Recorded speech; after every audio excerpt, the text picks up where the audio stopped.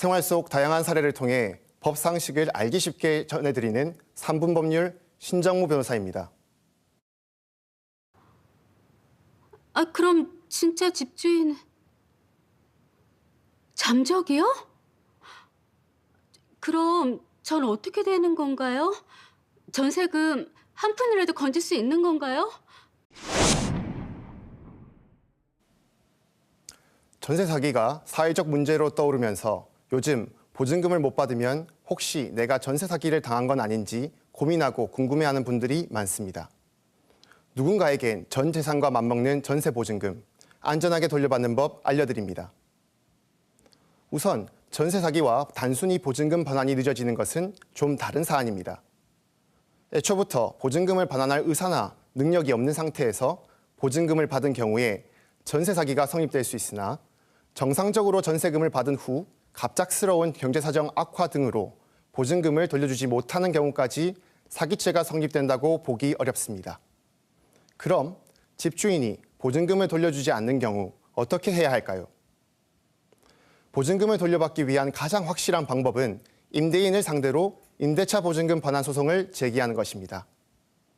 하지만 판결 이후에도 보증금을 돌려주지 않는 경우 해당 아파트나 주택을 곧바로 경매하여 보증금을 받을 수 있는데요. 이 과정에서 가장 중요한 부분이 우선 변제권입니다. 우선 변제권은 전셋집이 경매로 넘어갔을 때 후순위 근저당 권자, 다른 채권자에 비해 우선해서 돈을 받을 수 있는 권리인데요. 주택의 인도 및 점유, 주민등록 및 전입신고, 확정일자 부여, 이 세 가지를 반드시 갖추어야 합니다.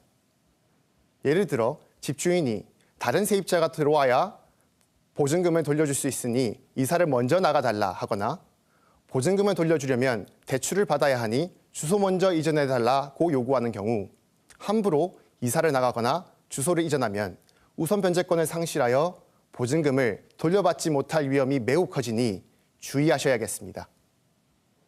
그럼에도 부득이하게 보증금을 받지 못한 상태에서 이사를 할 경우에는 관할 법원에 임차권 등기 명령을 신청할 필요가 있습니다.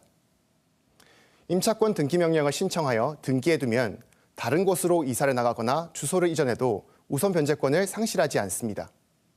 또 소송에 앞서 집주인에게 큰 압박을 줄 수 있고 신청에 든 비용도 모두 임대인에게 받아낼 수 있습니다.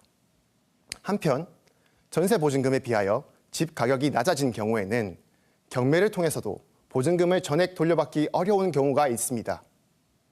이럴 땐 예상되는 부족분만큼 집주인의 다른 부동산, 예금 등을 가압류하는 방법으로 확실한 안전장치를 마련해 두는 것도 좋습니다.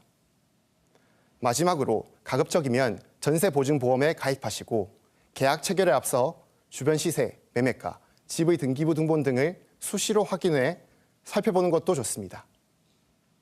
힘들게 모은 전세 보증금을 지키는 가장 확실한 방법은 전세 계약을 할 때 세입자가 사소한 부분까지 꼼꼼히 살펴보고 들어가는 것이 무엇보다 필요할 것 같습니다. 3분 법률이었습니다.